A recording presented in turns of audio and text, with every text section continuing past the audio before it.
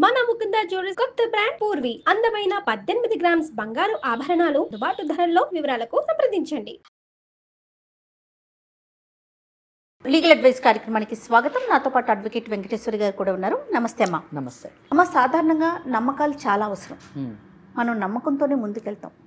ఆ నమ్మకం కాస్త మూఢనమ్మకంగా మారిపోయి తమ జీవితాలనే నాశనం చేసుకొని ఏం చేయాలో తెలియక దిక్కుతోచక, అంటే ఎంత అస్తవ్యస్తం అయిపోయిన తరువాత మేల్కొని నా పరిస్థితి ఏంటి అనే సిచ్యువేషన్లో ఒక మహిళ ఈరోజు మనల్ని ఆశ్రయించి మన స్టూడియోకి వచ్చారమ్మా.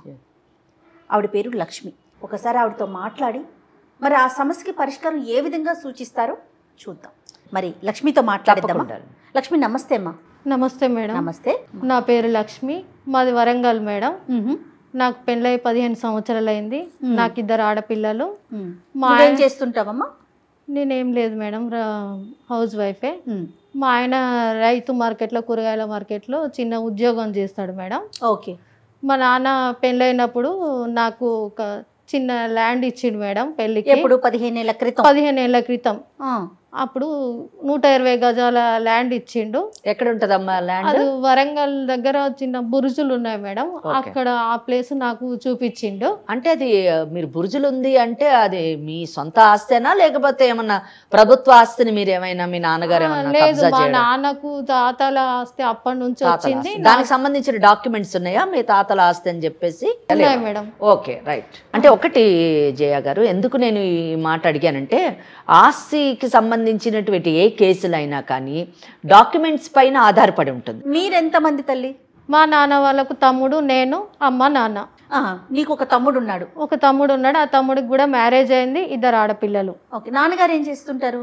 నాన్నగారు ఏం లేదు, వ్యవసాయం చేస్తుండేవాడు. ఓకే. ఇప్పుడు సమస్య ఏంటి? అయితే ఇప్పుడే సమస్య వచ్చింది. మా నాన్నకి ఈ మధ్యలో హెల్త్ బాగుండట్లేదు. ఒకరోజు మా నాన్న నన్ను పిలిచి, అమ్మ అది రాజుల కాలం తాతల నాటిది, రాజులది, అందులో నిధులు నిక్షేపాలు ఉన్నాయి, అందులో నిధులు ఉన్నాయి, ఎవరికి నిక్షేపాలు ఉన్నాయని చెప్పారట. ఆయన చెప్పారా నీకు? మా నాన్నగారు చెప్పారు. నా డౌట్ కరెక్ట్ అయింది. అదే ఎందుకంటే రాజుల కాలం నాటి ఆస్తిలోని వీళ్ళు ఉన్నారు. ఇక్కడ ఒక డౌట్ క్రియేట్ అయ్యింది, నా బెనిఫిట్ ఆఫ్ డౌట్. అందులో నిధి నిక్షేపాలు ఉన్నాయి. ఓకే, నిధి నిక్షేపాలు మటుకు నా మైండ్ వెళ్ళలేదు. ఏమో ఆస్తి మాత్రము ఆ యొక్క కోవకు చెందినటువంటి ఆస్తి. రైట్. చెప్పమ్మా. నిధి నిక్షేపాలు ఉన్నాయి, అది ఎట్టి పరిస్థితుల్లో ఎవరికి అమ్మొద్దు, నీ దగ్గర ఉంచుకో, నువ్వే పెట్టుకో అని చెప్పిన తర్వాత ఆ విషయము మా తమ్ముడికి తెలిసింది. అమ్మ, ఇక్కడ నాకు ఒక డౌట్ అమ్మా. ఇప్పుడు తాతల నాటిది అంటే మీ నాన్నగారిది, వాళ్ళ నాన్నగారిది, వాళ్ళ నాన్నగారిది అట్లా వస్తా ఉంది కదా. అవును మేడం. సాధారణంగా మగ పిల్లలకి వస్తుంది, కానీ నీకు ఇవ్వటానికి గల కారణం ఏంటి? నీకెందుకు ఇచ్చారు ఆయన? మా నాన్న కట్నం కింద అవి రాసి పెళ్లి రోజే, పెళ్ళప్పుడే నాకు రాసి ఇచ్చాడు మేడం.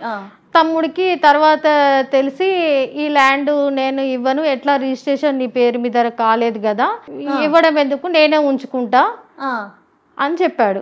ఏది అందులో నిధులు ఉన్నాయని నాన్నగారు చెప్పాక అంటే ఆయనకు కూడా తెలిసింది. మా నాన్న నాతో చెప్పిన విషయం మా తమ్ముడు విన్నాడు, అతను కూడా విన్నాడు, తెలిసింది. నాకేం ఆలోచన వచ్చింది అని అంటే, ఇది ల్యాండ్ లేకపోతే ఏంటి, ల్యాండ్లో ఉన్న నిధులు నిక్షేపాలైనా తీసుకుంటే మా పిల్లలకైనా యూజ్ అవుతుంది కదా, నాకు 2 ఆడపిల్లలు ఉన్నారు కదా అని నాకు అనిపించి నేను ఇట్లనే అదే ఆలోచనలో ఉన్నా. వరంగల్ నుంచి వస్తుంటే బస్సులో ఒక ఆమె కలిసింది నాకు. ఆమె ఏం చెప్పింది, మా పిల్లలకి ఇట్లా హెల్త్ బాగుంటలేదని నేను చెప్పాను ఆమెతోని. ఆమె చెప్తే ఆమె ఏమన్నదంటే, నాకు తెలిసిన అతను ఉన్నాడు అని ఫోన్ నెంబర్ ఇచ్చింది. ఆయన ఒక మంత్రాలు అవి చేస్తాడు, తాయితులు కడతాడు, ఆయన బాగా చేస్తాడు. మంచి ప్రశ్న. ఎందుకంటే హెల్త్ బాగాలేదంటే డాక్టర్ కనెక్ట్ కావాలి, మంత్రతంత్రాలు కనెక్ట్ అయ్యారు. పూజలు అవి చేస్తాడు, మా పిల్లలకు కూడా తగ్గింది, బాగానే ఉన్నారు అని చెప్పి ఫోన్ నెంబర్ ఇచ్చింది నాకు. అతని నెంబర్ ఇచ్చింది. ఇతను హైదరాబాద్ లో ఉంటాడు, ఆయన సతీష్ అని చెప్పింది. పేరు కూడా చెప్పింది అతని పేరు. అమ్మా, ఇక్కడ ఒక 2 విషయాలు చూడండి. తన మనస్తత్వం మీకు అర్థమైపోయే ఉంటుంది. నిధి నిక్షేపాలు ఉంటాయమ్మా అని వాళ్ళ నాన్నగారు చెప్పగానే నమ్మేసింది. ఓహో, ఆయన ఉంటాయేమో అని చెప్పారేమో, ఉన్నాయి ఫిక్స్డ్గా నాకే కావాలి అనేది ఒకటి. ఇప్పుడు పక్కాతో మాట్లాడగానే సరే పిల్లలకి బాగోలేదు కదా, ఏ డాక్టర్నో చెప్తే అది అలోపతినో హోమియోనో ఆయుర్వేదం అయితే అదొక ఆలోచన, మంత్రాలు అనగానే దానికి కనెక్ట్ అయిపోయింది. అంటే ఆలోచన విధానం చూడండి ఎలా ఉంది, అది నేను చెప్పేది. ఇంకోటి జయ గారు, వీక్ పర్సనాలిటీ అంటే వీక్ పర్సనాలిటీ, సెల్ఫిష్నెస్, ఆస్తుల మీద ఆశ, ఇవన్నీ ఏం చేసాయంటే ఆమెలో ఉన్నటువంటి తెలివితేటల్ని సప్రెస్ చేసాయి. ఇది ఒక విషయము. ఇంకోటి, తరచూ మనం ఈ మధ్యన ఈ కేసులు ఇటువంటి మూఢనమ్మకాల కేసులు చేస్తున్నాం. ఇక్కడ 2 డిఫరెంట్గా చూడాలండి. We cannot give a wrong message to the society. ఏంటంటే భగవంతుడు, పూజలు, పునస్కారాలు, యజ్ఞాలు, యాగాలు ఇస్ డిఫరెంట్. దాన్ని మనం 100% అప్రిషియేట్ చేస్తాము, మనం పాటిస్తాం. కానీ బట్ మంత్రాలు, తంత్రాలు అన్నది డిఫరెంట్ ఆస్పెక్ట్. అలా అని చెప్పేసి టోటల్గా దాన్ని మనము ఖండించడానికి అవకాశం లేదు. అంటే కొంతమంది వ్యతిరేకించవచ్చు ఈ స్టేట్మెంట్తోని. ఎందుకంటే యజుర్వేదంలోని 2 యజుర్వేదాలు ఉన్నాయి, black Yajurveda, white Yajurveda. Black Yajurveda మొత్తం తాంత్రిక్ ఇది గురించే మాట్లాడుతూ ఉంటుంది. అయితే అటువంటి మంత్రగాళ్ళు, తాంత్రిక విద్యలు అభ్యసించినటువంటి వారు, పాటించేటటువంటి వారు ఈనాటి సమాజంలో పర్ఫెక్ట్గా ఉన్నటువంటి వాళ్ళు లేకపోయి ఉండొచ్చు, కానీ విద్య అయితే ఉంది. ఇక్కడ ఏమైందంటే లక్ష్మి, మీరు ఇందాక చెప్పినట్టు ఆమె పర్సనాలిటీ చెడు వైపు మొగ్గింది. దానికి కారణం స్వార్థము, ఆశ, ఆస్తి మీద ఆమెకున్నటువంటి మమకారం. తర్వాత ఏం జరిగింది తల్లి? నేను ఫోన్ చేశాను మేడం, మా పాపకి హెల్త్ బాగాలేకపోతే నేను ఫోన్ చేస్తే కొన్ని చిట్కాలు చెప్పిండు నాకు, ఇట్లా చేయమ్మా అట్లా చేయమ్మా అని. నాకు ఎందుకో నమ్మకమే అనిపించింది, నమ్మకంగానే చెప్పిండు మేడం నాకు. అట్లా చేసినా తగ్గిపోయింది. మీరు చిట్కాలు చెప్పారన్నారు కదా, చిట్కాలు ఏ టైప్ ఆఫ్ చిట్కాలు చెప్పారు? ఏం లేదమ్మా, ఇంట్లో పసుపు ఉంటుంది కదా దేవుడి దగ్గర, ఆ పసుపు కొంచెం తీసి అక్కడ పెట్టేసి అది తీసుకొని పాలల్లో వేసి తాగించమని చెప్పింది పిల్లలకి. అట్లా తాగించాను మేడం. అట్లనే ఇంకా ఈ శనివారం అట్లా వేప చెట్టు చుట్టూ అట్లా ప్రదక్షిణలు, రావి చెట్టు చుట్టూ అట్లా ప్రదక్షిణలు చేయమన్నాడు. అట్లా చేస్తే పిల్లలకి తగ్గింది మేడం. ఏ మందు వాడకుండానే ఈ 2 చేయగానే తగ్గిపోయింది, అంతేనా? అంతే మేడం. ఓకే, దీంతో మీకు నమ్మకం వచ్చేసింది? ఆయన నమ్మకం. పసుపులో ఉండేటటువంటి యాంటీబయాటిక్ కాబట్టి అది లోపల ఉన్నటువంటి జర్మ్స్ ని తీసి ఉండొచ్చు. ఇంకా వేప చెట్టు అన్నది మంచి గాలికి వేపాకు ఎప్పుడు మంచిది కాబట్టి ఓకే, నమ్మకాన్ని స్ట్రాంగ్ చేయడానికి, నమ్మకం కలిగించడానికి 2 చిట్కాలు చెప్పారు. కానీ ఎంత కరెక్ట్ గా అప్ చేశాడో చూడండి. అంటే మనిషి మోసం చేసేటటువంటి వ్యక్తి ఒక సిస్టమాటిక్ గా మోసం చేయగలుగుతాడు. ఆ మోసం చేయడానికి ప్రధానమైనటువంటి అంశం నమ్మకాన్ని కుదుర్చుకోవడం. ఆ నమ్మకాన్ని కలిగించాడు first step. What will be the next step చూద్దాం. నాకు నమ్మకం అనిపించి మా ఇంట్లో జరిగిన ఈ ల్యాండ్ విషయం గురించి అతనితో చర్చించాను. చర్చిస్తే అతను ఏమన్నాడంటే, చేస్తానమ్మా, ఆ పూజలు కూడా చేస్తా నేను, నువ్వేం బాధపడకు, నేను చేస్తాను, చెప్పినట్టు చెయ్యి, కానీ నాకు చెప్పినట్టు ఎవరికి చెప్పొద్దు, మరి ఇద్దరి మధ్యలోనే ఉండాలి, చెప్తే ఎందుకంటే అట్లాంటివి ఫలించవు అని చెప్పాడు. అమ్మ, ముందు దానికి డబ్బులు ఏమైనా తీసుకున్నాడా? ఇప్పుడు పిల్లల కోసం వైద్యం చెప్పాడు కదా ఆయన, పసుపు, వేప చెట్టు, ఏం తీసుకోలేదు మేడం. దానికి డబ్బులు కరెక్ట్ అమ్మా. పలానా రోజు, అమావాస్య రోజు, పౌర్ణమి రోజు అట్లా చెయ్యని నిమ్మకాయలు, కొబ్బరికాయ వెళ్ళి ఆ ల్యాండ్ ఉన్న దగ్గర ఎవరు చూడక ముందు అక్కడ పెట్టమని చెప్పిండు. పూజ గిన చేసి వచ్చేయమని చెప్పిండు. అట్లా 2 months జరిగింది. ఆ తర్వాత 2 months తర్వాత మళ్ళీ ఫోన్ చేస్తే, నువ్వే ఇక్కడికి రావాలి, నా దగ్గరికి రా, హైదరాబాద్కు రా, వస్తే నేను పూజ చేసి కొంత సామాను ఇస్తాను, నేను పూజ సామాను తీసుకెళ్ళి అక్కడ పెట్టాల్సి ఉంటుంది ల్యాండ్లో అని చెప్పిండు. కాదమ్మా, నేను ఏమైనా సర్టెన్ టైం చెప్పాడా? ఇన్ని రోజుల్లో నీ పని అయిపోతుంది అట్లా ఏమైనా చెప్పాడా? చెప్పాడు మేడం. ఇప్పుడు 2 నెలలు అయిపోయింది కదా అని నేను అడిగిన. 2 నెలలు అయిపోయింది కదా, మరి ఏమైంది సార్ అని అంటే, అయిపోతుందమ్మా తొందరలోనే, చేద్దాము, నువ్వు ఒకసారి వచ్చేయి అక్కడికి, పూజ చేస్తా, ఇంటికి వచ్చేసాయి హైదరాబాద్కు. వాళ్ళ ఇంటికి రమ్మన్నాడమ్మా అని చెప్పాడు. నాకెందుకో కొంచెము సందేహం అనిపించింది. ఏం పర్లేదమ్మా, నాకు మ్యారేజ్ అయింది, రా అమ్మా, భయపడాల్సింది ఏం లేదని నమ్మకంగా 4 మాటలు మంచిగా చెప్పిండు. చెప్పేసరికి నాకు నమ్మకం అనిపించి నేను హైదరాబాద్కి వెళ్ళాను మేడం. అడ్రస్ ఇచ్చిండు, రమ్మన్నారు, వెళ్ళాను మేడం. మీ ఆయనకు తెలుసా ఈ విషయం? మా ఆయనకి ఏం తెలియదు మేడం. ఆయనకు కూడా చెప్పలా నువ్వు? చెప్పలేదు మేడం. ఎందుకు చెప్పలేదు లక్ష్మి మరి? ఎవరికి చెప్పొద్దు అన్నాడు కదా మేడం. ఎవరికి అంటే ఇంట్లో ఉన్న భర్తకు కూడానా? ఎంత అమాయకంగా ఉన్నారమ్మా. వెళ్ళావమ్మా? వెళ్ళాను మేడం. వెళ్ళిన తర్వాత రమ్మన్నాడు, కూర్చోమన్నాడు మేడం. కూర్చున్న తర్వాత వాళ్ళ వైఫ్ ఉందా? వైఫ్ అప్పుడు లేదు. మీ వైఫ్ లేదని అడిగితే బాబుని తీసుకురావడానికని స్కూల్కి వెళ్ళింది, దగ్గరలో ఉన్న స్కూల్కి వెళ్ళింది తీసుకురావడానికి. ఇప్పుడు వస్తుందమ్మా. ఇల్లేనా అది? ఇది ఇల్లే మేడం. బొట్టు పెట్టిండు, బొట్టు పెట్టి తీర్థం ఇచ్చాడు నాకు. తీర్థం ఇచ్చిన తర్వాత నేను తీసుకున్న తర్వాత నాకు అసలు ఏం జరిగిందో ఏం తెలియదు మేడం. లేచేసరికి పూజ అయిపోయిందని అవి పూజ సామాను చేతిలో పెట్టిండు. అయితే లేచేసరికి నాకు కొంచెం ఎందుకో ఇబ్బందిలాగా, కళ్ళు తిరిగినట్టు, ఫీవర్ లాగా అనిపించింది మేడం. అవి తీసుకొని నేను వెళ్ళిపోయిన తర్వాత 2 డేస్కు డబ్బులు పంపించాను నేను, అడిగిన అమౌంట్ అతనికి. మళ్ళీ తర్వాత 10 డేస్ తర్వాత మళ్ళీ ఫోన్ చేసి ఏమైందమ్మా, అమౌంట్ మళ్ళీ పూజ చేయాలి అక్కడ, ఈసారి నేను చేయాలి అక్కడ, ల్యాండ్లోనే చేయాలి పూజ, మరి అమౌంట్ పంపి దానికి ఖర్చు అవుతుంది కదా అమ్మ అని చెప్పాడు. చెప్పేసరికి నా దగ్గర డబ్బులు ఏం లేవు, ఇప్పుడు ఏమొద్దు, తర్వాత చూద్దాము అని చెప్పాను మేడం. ఎంత డబ్బులు పంపించారు? 70,000. అంటే ఆయన అడిగాడా? ఆయనే అడిగాడు మేడం. ఆయన అడిగితే 70,000 పంపించాను మేడం. పంపించిన తర్వాత మళ్ళీ ఫోన్ చేసి డబ్బులు ఇవ్వని మళ్ళీ అడిగిండు. ఎంత అడిగాడు? మళ్ళీ 30,000 అడిగిండు మేడం. అంటే 1,00,000 రూపాయలు దీనికి. ఓకే, పంపించారా మరి? లేవు మేడం. అప్పటికే నేను ఉన్నదంతా అమ్మేసి, నగలన్నీ అమ్మేసిన, అవి ఇచ్చేసిన. అప్పటికి ఇంకా 10,000 అప్పు చేసిన నేను. అది కాక దేవుడి దగ్గర దాచుకున్న డబ్బులు కూడా నేను పగలగొట్టి ఇచ్చేసిన మేడం నేను. మంచిదే, ఎందుకంటే బాగా నిధి నిక్షేపాలు వస్తాయి కదా, 1,00,000 రూపాయలు పైన పర్వాలేదు. అదే కదా, ఇంకా చాలా వస్తుంది కదా, అంతేనా? తప్పు కదమ్మా. అవును మేడం. అందులో నిధి నిక్షేపాలు ఉన్నాయా లేదా అన్నది మీకు తెలియదు మేడం. ఎవరినో నమ్మేసి మీరు ఆయన ఎంత డబ్బు అడిగితే అంత డబ్బులు ఇచ్చేస్తున్నారు. పోనీ ఆ తీసేవాడు తీయగలిగేటటువంటి శక్తి ఉన్నవాడా కాదా అన్నది కూడా మీరు వెరిఫై చేసుకోలేదు కదా. ఆయన దగ్గరికి మీరు వెళ్ళింది ఎందుకు? మీ పిల్లలిద్దరికి ఒంట్లో బాగలేకపోతే చూపించుకోవడానికి వెళ్ళారు.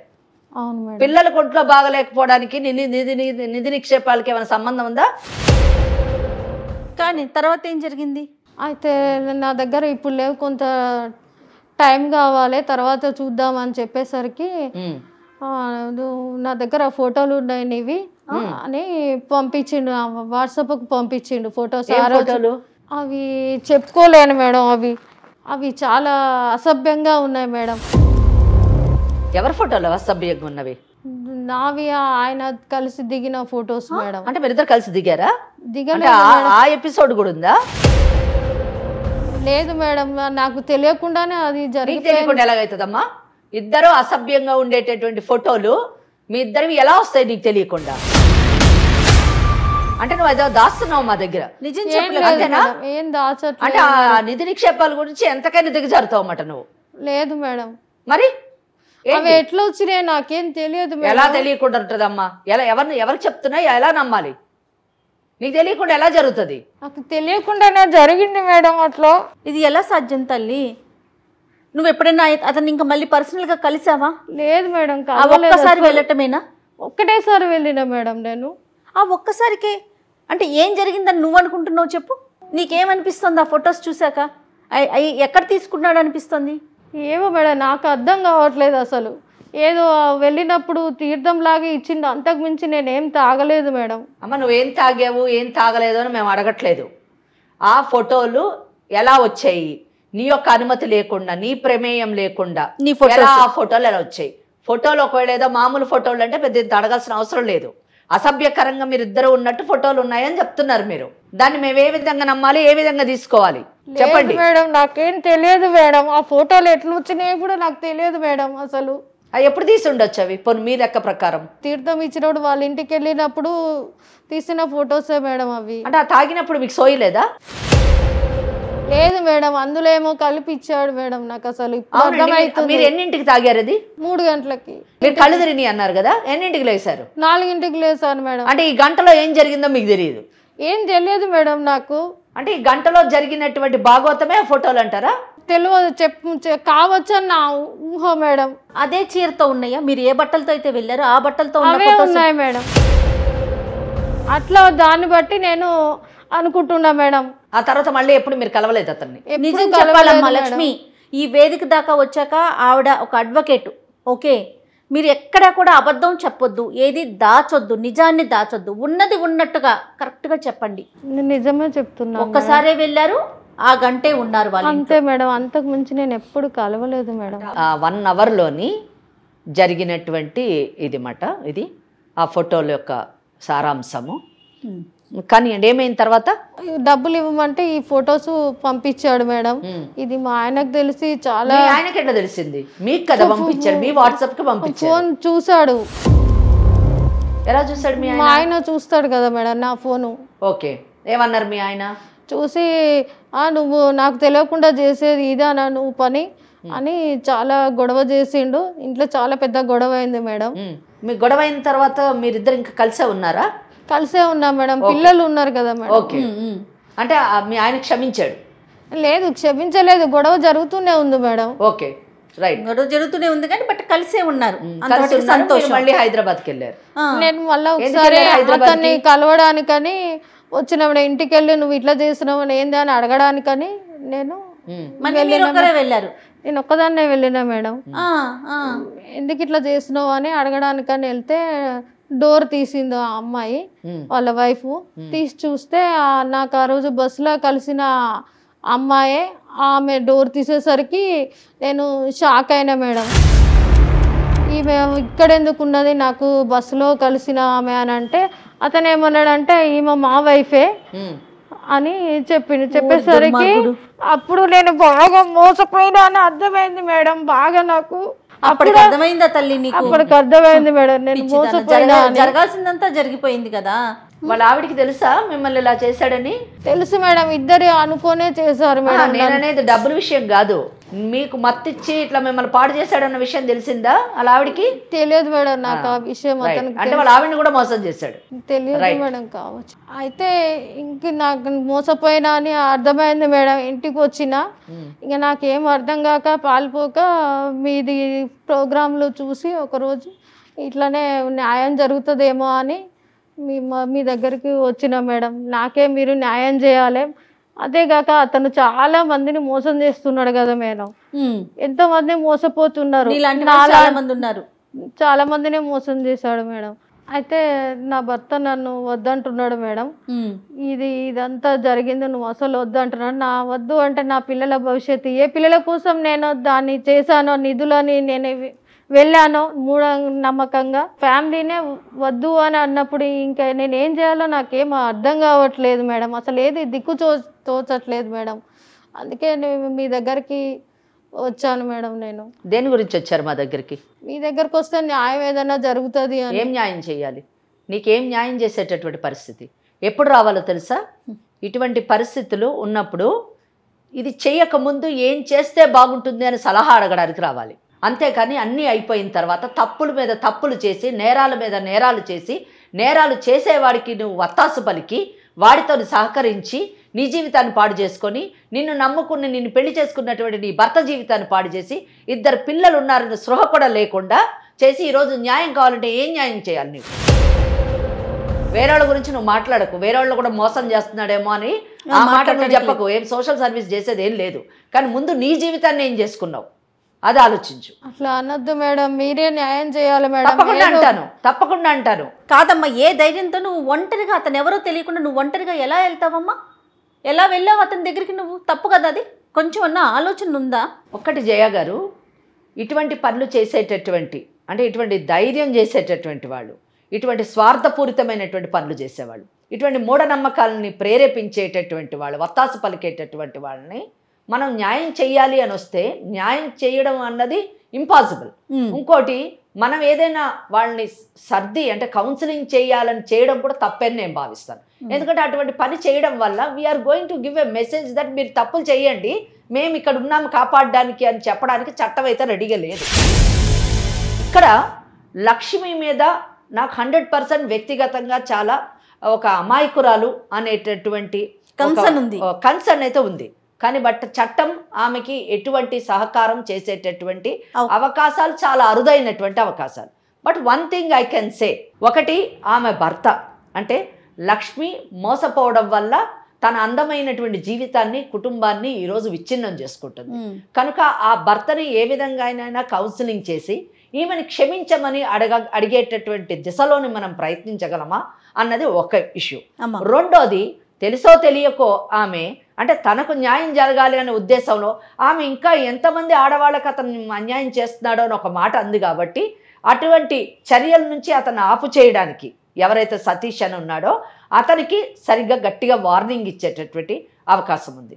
మూడవది, ఇటువంటి మూఢనమ్మకాలతోని ముందుకు వెళ్ళాలి అనేటటువంటి స్వార్థపూరితమైనటువంటి ఆలోచన కలిగినటువంటి మహిళల్ని ఇక్కడికి మనము స్టాప్ చేయడానికి, ఇటువంటి ఆలోచనల నుంచి బయటపడండి, దాని పరిణామాలు ఏ విధంగా ఉంటాయో తెలుసుకోవాలి అనేటటువంటి విషయంలోనూ మనం ఒక మెసేజ్ ఇవ్వగలం. ఒకవేళ సతీష్తో కానీ మీరు మాట్లాడితే రాబో కాలంలో ఇటువంటి పనులు చేస్తే ఇదే కార్యక్రమం ద్వారా అతనికి బుద్ధి చెప్తాము అన్నది కూడా నేను మాట్లాడతాను. అమ్మ, మన లాయర్ గారు చెప్పారు, సతీష్తో మాట్లాడదామా నీ భర్తతో మాట్లాడదామా, ఎవరైనా అసలు ఇక్కడికి వస్తారా, పోనీ పిలిపిద్దామా, నువ్వు ఎవరైనా వీళ్ళిద్దరిలో వీరు వస్తారు మేడం అంటే మన టీం వెళ్ళి వాళ్ళతో మాట్లాడి మేము తీసుకొస్తాను, ఏం చేద్దాం నువ్వు చెప్పు, ఇప్పుడు నీ దగ్గరే ఉంది, అసలు నీకేం కావాలి అన్నది. ఇక్కడ నువ్వు నీ భర్త గురించి మా దగ్గరికి వచ్చావా, లేకపోతే సతీష్ దగ్గర నుంచి డబ్బు రాబట్టడానికి వచ్చావా, లేదా వాడి బుద్ధి చెప్పడానికి వచ్చావా అన్నది నువ్వు చెప్పాలి. ఏం చేద్దాం లక్ష్మి, చెప్పు నువ్వు. ఆయన నాతోని గొడవ జరిగినాక 6 నెలల నుంచి కూడా నాతోనే ఉంటున్నాడు. కాకపోతే మీరు చెప్తే మా ఆయన వింటాడు మేడం, నాతో ఉంటాడు, నా ఫ్యామిలీ నా సంసారం నిలబడుతుందనే నమ్మకం నాకు ఉన్నది మేడం. తప్పకుండా మేడంతో మాట్లాడిద్దాం. సతీష్ మాత్రం అసలు వదిలిపెట్టద్దు మేడం. నాలాంటి వాళ్ళు ఎంతో మంది మోసపోతున్నారు మేడం, కానీ అతనికి మాత్రం శిక్ష పడాలి మేడం. మరి శిక్ష పడాలంటే మీరు కోర్టులో కేసులు వేయడానికి సిద్ధంగా ఉన్నారా? ఉన్నాను మేడం. వేస్తారా? వేస్తాను మేడం నేను. ఓకే. దిక్కుతోచని పరిస్థితిలో ఉన్నటువంటి వారికి ఇటువంటి కార్యక్రమం నిజం చెప్పాలంటే సముద్రంలో పడ్డవాడికి ఏదో ఒక కర్ర దొరికినట్టుగా మాట ఒడ్డును చేరడానికి. సో ఈ కార్యక్రమం ద్వారా ఏదైనా సహాయం దొరకాలి, వాడికి బుద్ధి చెప్పాలనే ఆలోచనలో ఉంది. తప్పకుండా మరి ప్రయత్నిద్దాం. ముందు మనం అతనితో మాట్లాడదాం. ఈ అమ్మాయి చెప్పింది ఎంత మటుకు కరెక్ట్ కూడా మనం ఆలోచించాలి. ఆలోచించి మనం మాట్లాడి తర్వాత విల్ డిసైడ్. రైట్ అమ్మా. సో మీరు చెప్తున్నారు కాబట్టి నేను సతీష్కి ఫోన్ చేయమంటాను. లక్ష్మి కాల్ చేస్తారా? చేస్తాను మేడం. చెయ్యండి. Hello sir. చెప్పండి అమ్మా. నేను లక్ష్మిని మాట్లాడుతున్నా sir.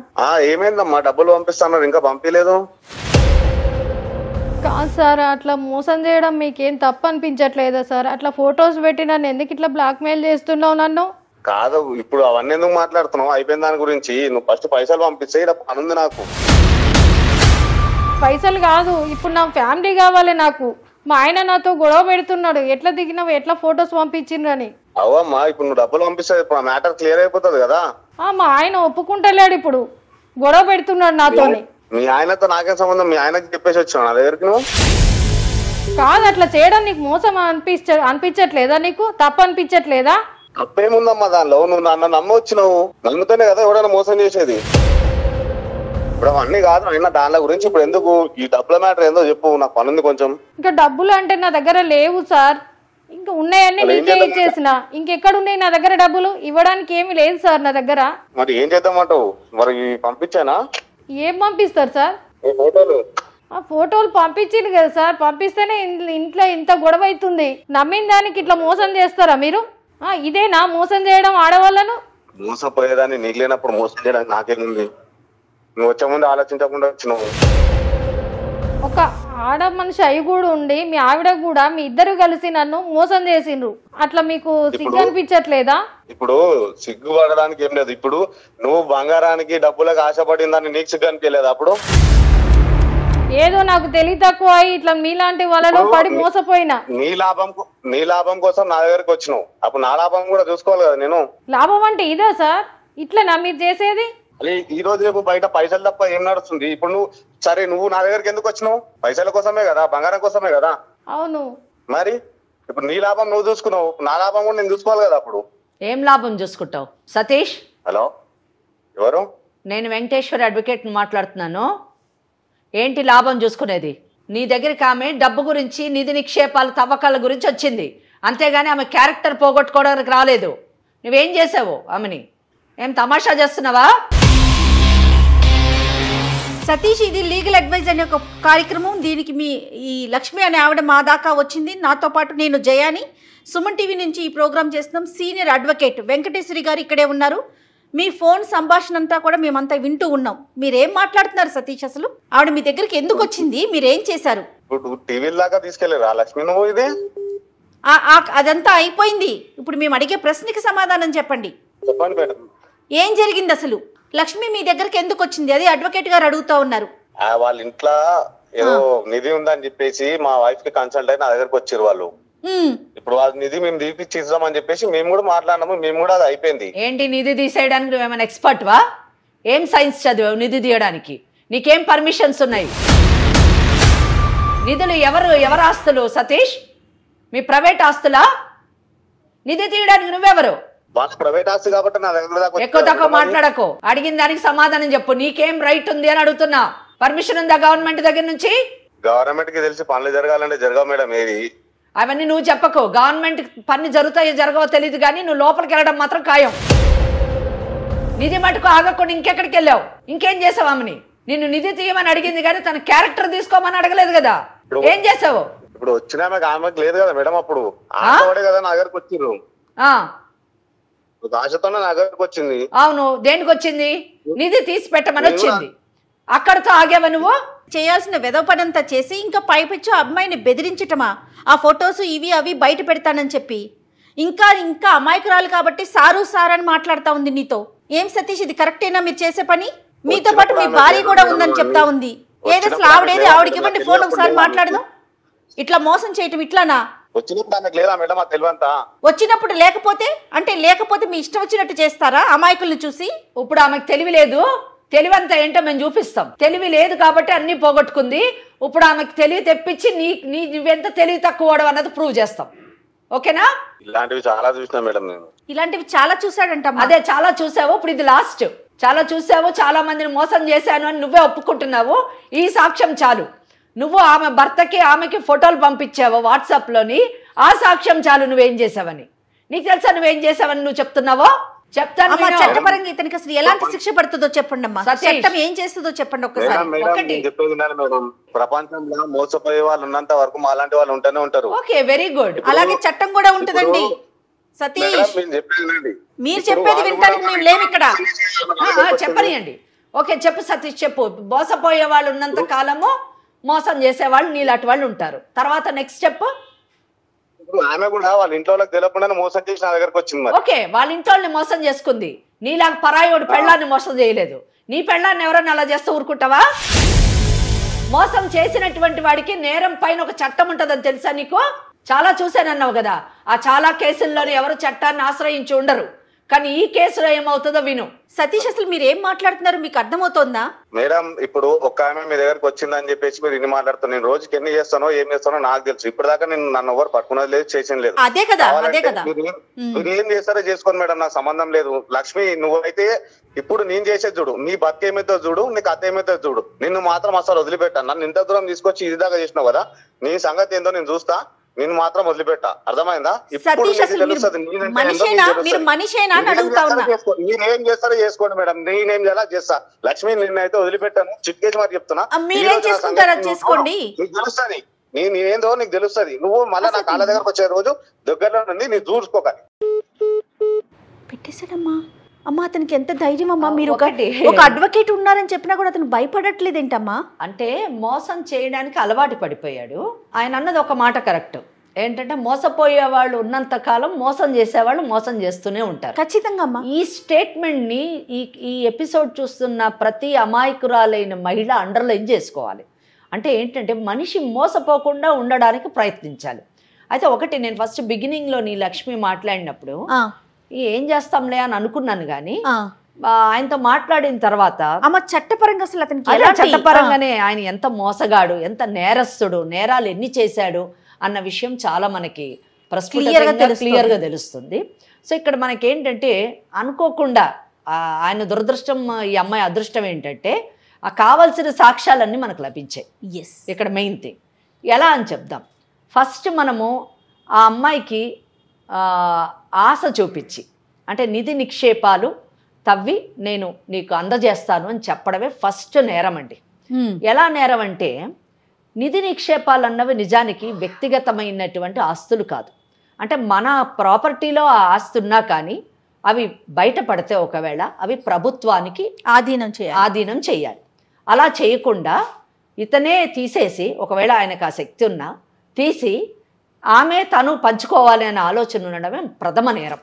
Mines and minerals act కానివ్వండి, లేదా ఆర్కియాలజికల్ లాస్ కానివ్వండి ఇన్వోక్ చేస్తే తప్పకుండా జైలుకి వెళ్ళేటటువంటి అవకాశం. ఇంకోటి రెండోది, అసలు ఫస్ట్ అతనికి తీసేటటువంటి శక్తి అంత శాస్త్రం అతనికి తెలిసి ఉండాలి. ఆ శాస్త్రం అతనికి తెలిసినటువంటి వ్యక్తి కాదు. తెలిసి ఉంటే ఇమీడియట్గా తీసేవాడు. కానీ ఈమె దగ్గర ఇన్స్టాల్మెంట్ వైజ్ డబ్బులు గుంజడము, ఆ తర్వాత ఈమె యొక్క లోబర్చుకోవడం, క్యారెక్టర్ని అసాసినేట్ చేయడము నిజంగా దురదృష్టకరమైన. ఇది రెండో నేరం.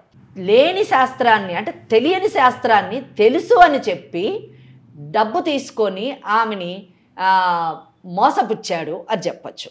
అంటే తెలియని దాన్ని చెప్పాడు కాబట్టి చీటింగ్ కింద వస్తుంది. అంటే డబ్బును కూడా లాగాడు కాబట్టి తెలియని శాస్త్రాన్ని వచ్చు అని చెప్పడము, మోసపుచ్చడము, డబ్బు లాగడము, ఇది చీటింగ్ కింద తీసుకోవాలి మనం.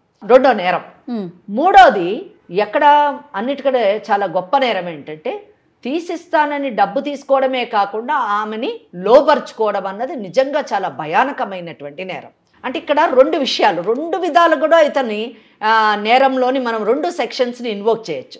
ఒకటి, ఈమె సోయిలో లేనప్పుడు, స్పృహలో లేనప్పుడు ఈమెని లోబర్చుకోవడం అన్నది నిజం చెప్పాలంటే రేప్ కింద వస్తుంది. అది చాలా కఠినమైనటువంటి శిక్షకు లోనయ్యేటటువంటి అవకాశం ఉంది. ఇంకోటి, ఇప్పుడు న్యాయ సంహిత అంటే ఎప్పుడైతే అమెండ్మెంట్ అయిందో ఈ అమెండ్మెంట్ ప్రకారం తీసుకుంటే నిజానికి సెక్షన్ 69 అని కొత్తగా పెట్టారండి. ఈ సెక్షన్ 69 ఏంటంటే ఏదో ఆశ చూపించి లోబర్చుకోవడం. ఇక్కడ ఈమె రెండు సెక్షన్స్లోకి వస్తుంది. అంటే ఒక పక్కన రేప్ సెక్షన్లోకి వస్తుంది, ఎందుకంటే ఆమెకు తెలియకుండా లోబర్చుకున్నాడు. రెండోది, ఒకవేళ లేదు ఆమె ఇష్టంతోనే చేసింది అని ఈయన కన్వర్ట్ చేయాలని ట్రై చేసినా అదేమవుతుందంటే సెక్షన్ 69 ఈమెకి నిధి నిక్షేపాలు తీసిస్తాను అని ఆశ చూపించి ఈమెని లోపరుచుకున్నాడు అన్నది సెక్షన్ 69 ఇన్వోక్ చేస్తే 10 సంవత్సరాలు శిక్ష పడుతుంది. రెండోది, ఇప్పుడు చూసారు, ఒక పక్కన చీటింగ్లో పడ్డాడు, ఒక పక్కన మైన్స్ అండ్ మినరల్స్ యాక్ట్ పడ్డాడు, ఆర్కియాలజికల్ లాస్లో పడ్డాడు, అలాగే భారతీయ న్యాయ సంహితలోని రేప్ కింద తీసుకోవచ్చు, 69 కింద తీసుకోవచ్చు. ఇలా ఇన్ని సెక్షన్స్లోని అతన్ని ఇరికిచ్చి తప్పకుండా అతనే కాదండి అతని భార్య కూడా అతనితో తోడైంది కాబట్టి ఆమెను కూడా పార్టీని చేసి ఇద్దరిని కలిసి వేస్తే తప్పకుండా ఇద్దరు 10 సంవత్సరాల పైన శిక్షకు లోనయ్యేటటువంటి అవకాశం ఉంది. అయితే ఈ సెక్షన్స్ అన్ని ఇన్వోక్ చేసి ఈమె కంప్లైంట్ వేయొచ్చు, తప్పకుండా న్యాయం జరుగుతుంది, అంటే అతనికి శిక్ష పడుతుంది. అంతేకాకుండా తీసుకున్నటువంటి డబ్బుకి సాక్ష్యం కానీ ఉంటాయి, ఎందుకంటే ఆమె పర్సనల్గా పోయి ఇవ్వలేదు, పంపించింది కాబట్టి గూగుల్ పేనో దేని ద్వారా బ్యాంక్ ద్వారా పంపించింది కాబట్టి దానికి రికవరీ సూట్ వేసుకొని ఆమె సివిల్ సూట్ వేసుకొని ఆమె డబ్బులు కూడా పరుచుకోవచ్చు. ప్లస్ ఆమె ఇంకొక కేసు, అంటే అతను చేసినటువంటి పని వలన అతని భర్తతోని ఆమె ఎన్ని బాధలు పడ్డది, మానసికంగా మెంటల్ ఎగనీ అండ్ సైకలాజికల్ డిప్రెషన్కి ఆమె లోనయ్యింది కాబట్టి క్రిమినల్ డిఫమేషన్, ఆమె పేరు కూడా పోయింది కాబట్టి, పరువు పోయింది కాబట్టి క్రిమినల్ డిఫమేషన్ కూడా ఆమె వేసేటటువంటి అవకాశం ఉంది.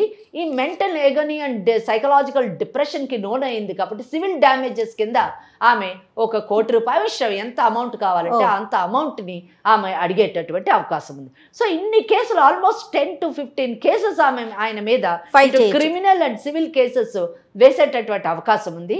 ఒక్క అమ్మాయి ఇలాగ నిలబడి అన్నాడు కదా, ఇలాంటి చాలా చూశానని, ఇట్లా చాలా మంది ఆడవాళ్ళని నేను మోసం చేశాను అన్నాడు, అదో పెద్ద సాక్ష్యం. అంటే తన తప్పుని తన నేరాన్ని తానే ఒప్పుకున్నాడు కాబట్టి అదొక సాక్ష్యంగా తీసుకొని ఈ కేసులన్నీ వేస్తే ఇంకొకసారి ఇటువంటి పనులు చేయడానికి అతను ముందడుగు వెయ్యడు, ఇటువంటి వితండవాదం వాదించడు. ఒక 10 సంవత్సరాలు జైల్లో ఉంటే ఇద్దరికి, ముఖ్యంగా భార్య ఇద్దరు ఉంటే అప్పుడు బాగా బుద్ధి వస్తుంది. So this is the best remedy. Lakshmi, ఇది సతీష్కి సంబంధించి నువ్వేం చేయాలి, ఎలాంటి సెక్షన్స్ ప్రకారం ఎలాంటి శిక్షలు పడతాయో మన అడ్వకేట్ గారు క్లియర్గా చెప్పారు. ఏమ్మా, మరి అమ్మ లక్ష్మికి మీరేం చెప్తారమ్మా? లక్ష్మికి నేను ఒకటే చెప్తాను, అర్థమైంది కదా, అంటే మనము అమాయకంగా ఎవరిని పడితే వాళ్ళని నమ్మి ఆశకి లోనయ్యి స్వార్థపూరితమైన పనులు చేస్తే మన జీవితం ఎలా పాడవుతుంది అన్న విషయం మీకు అర్థమై ఉంటుంది. కనుక ఇంక నుంచి ఇటువంటి వాళ్ళని నమ్మకండి, ఇటువంటి పనులు చేయకండి. మీ కుటుంబాన్ని మీ పిల్లలతోని మంచిగా ఉండడానికి ప్రయత్నించండి. ఈ మెసేజ్ మీకే కాదు, నిజానికి ఇది ఈ ఎపిసోడ్ చూస్తున్న ప్రతి ఒక్కరికి. ఎందుకంటే మేడం ఇక్కడ నేను ఇంకో విషయం చెప్పాలి. ఈ నిధి నిక్షేపాలు తవ్వకాలు వీటి మీద చాలా యంత్రతంత్రాలు చేయడము, నరబలులు ఇవ్వడము, ఇవన్నీ నిజానికి చాలా కామన్ ఇష్యూస్. చాలా పెద్ద పెద్ద వాళ్ళు, చదువుకున్నటువంటి వాళ్ళు, డబ్బున్న వాళ్ళు కూడా దీని వెనుక ఇటువంటి పనులు చేస్తున్నటువంటి సంఘటనలు అనేకము మా కోర్టులో కూడా చాలా కేసులు వస్తూ ఉంటాయి. కనుక ఇది నిజం చెప్పాలంటే లక్ష్మి లాంటి వాళ్ళు చాలా చిన్నవాళ్ళు, చాలా అమాయకులు. కనుక ఇటువంటి ఎవరైనా సరే అండి, ఇటువంటి పనులలోని మీరు అనవసరంగా దిగొద్దు, మీ జీవితాలని పాడు చేసుకోవద్దు. లక్ష్మి, మీ హస్బెండ్ని తీసుకొని ఒకసారి రండి, వస్తే అతనితో నేను మాట్లాడతాను. మీ ఇద్దరికి కౌన్సిలింగ్ ఇచ్చి అతన్ని ఒప్పించి మీ కుటుంబాన్ని సరిదిద్దడానికి ప్రయత్నం చేస్తాం మేము. తప్పకుండా తీసుకొస్తాను మేడం. కాదమ్మా లక్ష్మి, మేడం చెప్పింది విన్నావు కదా, సో జాగ్రత్తగా ఉండు. మీ హస్బెండ్ని తీసుకురా, మేడం ఒకసారి ఆయనతో కూడా మాట్లాడతారు, సరేనా? సరే మేడం. ఓకే. మరి ఇప్పుడు మీరు ఫోన్ చేస్తే విన్నారు కదా మేడం, నేనేం చేస్తానో చూడు, బెదిరిస్తున్నాడు కదా మేడం, మళ్ళీ డబ్బులు అడుగుతున్నాడు కదా, మరి నేనేం చేయమంటారు మేడం? మరి ఇది నిజమే కదమ్మా? కరెక్టే, కానీ నేను నీకు ఆల్రెడీ చెప్పాను, నువ్వు అసలు ఆయన మీద ఆల్మోస్ట్ 10 కేసులు సివిల్ క్రిమినల్ ఇమీడియట్గా చేసేయాలి. అసలు నీ జోలికి వచ్చే అవకాశం ఉండదు. ఒకవేళ ఆయన ఏమన్నా బెదిరించినా అవన్నీ కూడా కేసులోని ఒక పార్ట్ అయిపోతాయి. వెంటనే దగ్గరున్న పోలీస్ స్టేషన్కి వెళ్ళి ఇలా బెదిరిస్తున్నాడు అని చెప్పేసి ఒక కంప్లైంట్ ఇవ్వచ్చు. ప్లస్ నువ్వు వేసినటువంటి కేసుల్లో కూడా ఒక పిటిషన్ వేయొచ్చు. ఓకేనా? నువ్వేం భయపడ. అసలు నిజం చెప్పాలంటే ఒక్కసారి నువ్వు కేసులు వేసిన తర్వాత నీ జోలికి రాడమ్మా. ఆయన కోర్టు చుట్టూ తిరిగి దాంట్లోనే ఆయనకు టైం సరిపోతుంది. లేట్ చేయకుండా ఇమీడియట్ గా ఆ పని చేయాలి, సరేనమ్మా? సరే ఓకే అమ్మా, జాగ్రత్తగా వెళ్ళరా మరి. ఉంటాను మేడం. రైట్. ఓకే అమ్మా, థ్యాంక్ యూ సో మచ్ అమ్మా. నమస్తే.